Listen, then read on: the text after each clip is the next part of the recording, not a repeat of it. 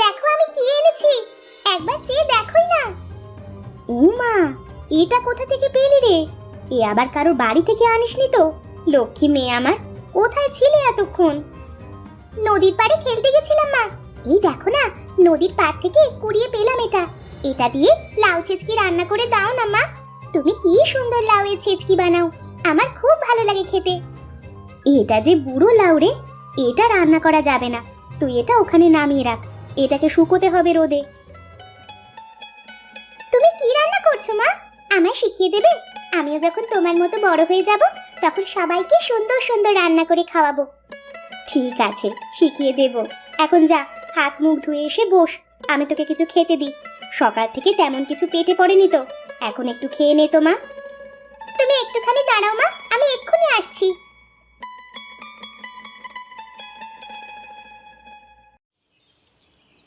আজ আমি একটা নতুন রান্না করব, কাচকি মাছের পাতুরি। দেখবি খুব ভালো খেতে হবে। আমার মা এটা যা সুন্দর বানায় না, মুখে আমার স্বাদ একেবারে লেগে আছে এখনো। ইস, তুই কি মাছ রান্না করতে জানিস নাকি? মাছ রান্না করা অত সোজা না। আমি জানি না। শোন তবে, কাচকি মাছের পাতুরি করতে হলে প্রথমে মাছটা ধুয়ে ছোট ছোট করে কেটে নিতে হবে। তারপর আলু, পেঁয়াজ, লঙ্কা কেটে তার মধ্যে সর্ষে বাটা, লঙ্কা গুঁড়ো, হলুদ, ধনেপাতা, লেবু পাতা, সর্ষের তেল আর এতটা নুন দিয়ে সবটা একসাথে মেখে নিতে হবে। তারপর এই রকম ছোট ছোট লাউ পাতা বা কলা পাতায় তেল মাখিয়ে এই মাখা মাছগুলো এর মধ্যে ভরে নিয়ে হালকা আগুনে এগুলো সেঁকে নিতে হবে। ব্যাস হয়ে গেল কাচকি মাছের পাতুরি। শুধু মা আমাকে দেয় না বলে, না হলে নিজেই কত করতে পারি। এই শোন, তবে একদিন বাবুদের আমবাগানে পিকনিক করবি?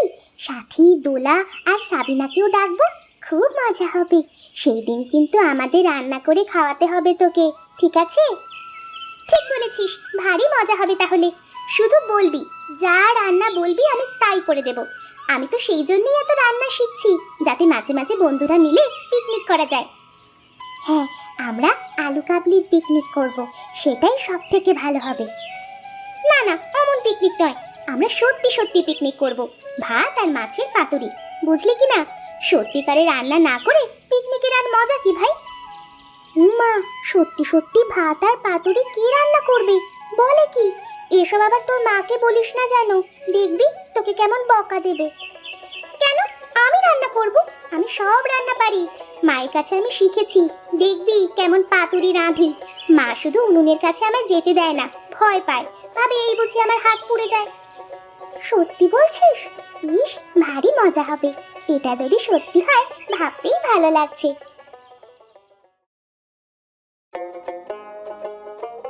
এই লাউটা কি তুমি রান্না করবে মা? এমন কিছু রান্না করা যায় না, পাকা লাউয়ের রান্না? এই লাউ তো রান্না করা যাবে না। এর খোল রোদে শুকিয়ে শক্ত হলে এ দিয়ে ডুগডুগি বানানো যাবে। যা, এই বীজগুলো বাগানে ছড়িয়ে দিয়ে আয়। লাউয়ের গাছ হলে আর তাতে লাউ হলে তখন তোকে লাউ ছেচকি করে খাওয়াবো। যা, এখন এগুলো দিয়ে আয়। ঠিক আছে মা, তাই হবে। না বাবা, আমি ওই সব আমবাগান টাগানে পিকনিক করতে যেতে পারবো না। আমাদের বাড়ির ছাদে করবি তো বল, আমি বাপির কাছ থেকে পারমিশন নিয়ে রাখবো। বাপি নিশ্চয়ই ছাদে পিকনিক করতে মানা করবে না, আর বাড়িতেই সব পাওয়া যাবে। এমন সুবিধে তো অন্য কোথাও পাওয়া যাবে না বল। ধুর, ছাদে পিকনিক করতে ভালো লাগে নাকি? আমবাগানে কত মজা হবে। আমবাগানে সুন্দর দৃশ্য পাবো, সেখানে আমরা চাটাই পেতে অনেক গল্প করব, বড়দের মতো। এই না হলে পিকনিক? ছাদে পিকনিক করে কি আর মজা হবে? বড়রা এসে আমাদের ছেলে মানুষই দেখার সুযোগ পেয়ে যাবে। না না, ওসব হাসি তামাশা চক্করে আমি নেই। পিকনিকে কি রান্না হবে সেটা কি কেউ ঠিক করেছিস? ভাত আর মাছের পাতুরি, দারুণ হবে খেতে। সবাই নিজের নিজের বাড়ি থেকে দুমুঠো করে চাল আনলেই হবে, আর বাকি জিনিসও জোগাড় করে নেব। ইস, ভাত আবার কে খায়? ফ্রাইড রাইস আর চিলি চিকেন হলে আমি আসতে পারি। ফ্রাইড রাইস খেতে আমি খুব ভালোবাসি, আর চিলি চিকেন হলে তো কথাই নেই। মায়ের কাছে রোজ বায়না করি, নেহাত পেটে ব্যথা হবে বলে রোজ রোজ খেতে দিতে চায় না। না না, ওসব না, ভাত আর পাতুরি হবে। যে যে পিকনিক করবে আগে থেকে বলবে, যে যে করবে না পস্তাবে। শোন, আমাদের বাড়িতে নারকেল পাড়া হয়েছে, আমি পিকনিকে 2টো নারকেল নিয়ে আসবো। নারকেল তো নিশ্চয়ই রান্নায় দেওয়া যাবে, আর খেতেও খুব স্বাদের হবে। আমি চুপ করে 2টো নারকেল নিয়ে চলে আসবো। থালাবাটিও লাগবে, নিজের নিজের থালাবাটি নিয়ে এলেই হলো। ঠিক আছে, আমি বাবার কাছ থেকে কাচকি মাছ নিয়ে আসবো। সকাল সকাল মাছ সরিয়ে রাখলে বাবা ধরতে পারবে না। ঠিক আছে, আমি লাউ পাতা নিয়ে আসবো বাড়ির লাউ গাছ থেকে। সেই লাউ পাতাতে মুড়েই আমাদের পিকনিকের সুস্বাদু পাতুরি হবে, বুঝলি কি না? বেশ, তাহলে এটাই ঠিক রইল। গরমের ছুটি পড়লেই আমরা আমবাগানে পিকনিক করব। কেউ কিন্তু ভুলে যাস না যেন, সবাই আসিস। ভালো মন্দ যাই রান্না হোক, প্রাণ ভরে বন্ধুরা মিলে খাবো, খুব আনন্দ হবে।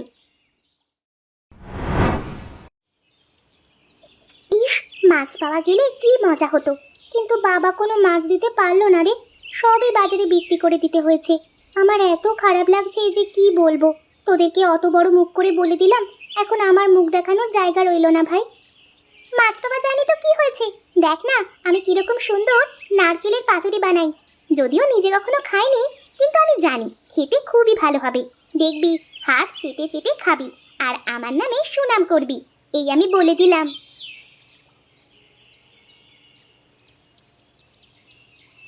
বাহ, সুন্দর গন্ধ ছাড়ছে রে, মনে হচ্ছে খেতে দারুণ হবে। আমার আমিনার ওপর পুরো ভরসা আছে। আজকের পিকনিক আসলেই জমে গেল, কি বল? কিরে দোয়েল, তুই যে পিকনিকে আসবি না বলেছিলি, বারে চলে এলি তো দেখছি। ইস, তোরা এখানে মজা করছিস, আমি না এসে কি পারি? খালি তোদের কথা মনে পড়ছিল, তাই ছুটে ছুটে চলে এলাম রে। বন্ধুরা পিকনিক করছে, এই সময় ঘরে বসে থাকা দায়। ওই দেখ আমি না, তোদের বাড়ির কালুও চলে এসেছে পিকনিকে। আমার মনে হয় ও তো রান্না করা পাতুরি খেতে এসেছে। যা সুন্দর গন্ধ ছাড়ছে, ও কি না এসে পারে বল? আয় কালু, চুপ করে বস এখানে, তোকেও দেবো খেতে। খেয়ে দেখবি কেমন মজা হয়েছে।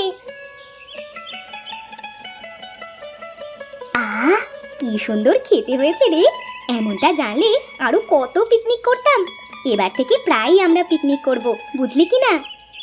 হ্যাঁ রে আমি না, বিউটিফুল হয়েছে। তোর মা তো বুঝতেই পারেনি নিশ্চয়ই যে মেয়ে এত ভালো রান্না শিখে গেছে, ভাবাই যায় না। তুই হলে গিয়ে আমাদের গ্রুপে এক্সপার্ট রাঁধুনি। তুই যে খুব ভালো রান্না পারিস রে আমি না, মনটা ভরে গেল খেয়ে। আমি ভাবছিলাম মাছ পাওয়া যায়নি, না জানি কি খেতে কি খাবো, কিন্তু দেখ পিকনিকে কেমন মজা হলো। সামনের মাসে আমরা আবার রান্না করব, ঠিক আছে তো? তখন আরো নতুন নতুন রান্না করে খাওয়াবি আমাদের। কবে বিয়ে করে নিবি, তারপর আর কি আমাদের দেখা হবে?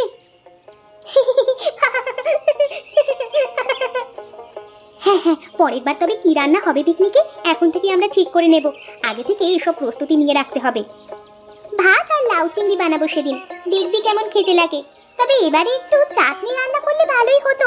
আসলে প্রথম পিকনিক তো, বুঝতে পারিনি রে। এমন হবে জানলে কত কিছুই করা যেত। ইস, যা গ্যাদ গ্যাদে রান্না করেছে যে কি বলবো, সে একেবারে মুখেও তোলা যায় না। সে যদি দেখতে দিদি তুমিও বলতে। মা মা, এই নাও তোমার জন্য আমি পাতুরি এনেছি। আজ আমাদের পিকনিকে আমি রেঁধেছি নারকেলের পাতুরি, দেখো তো কেমন হয়েছে।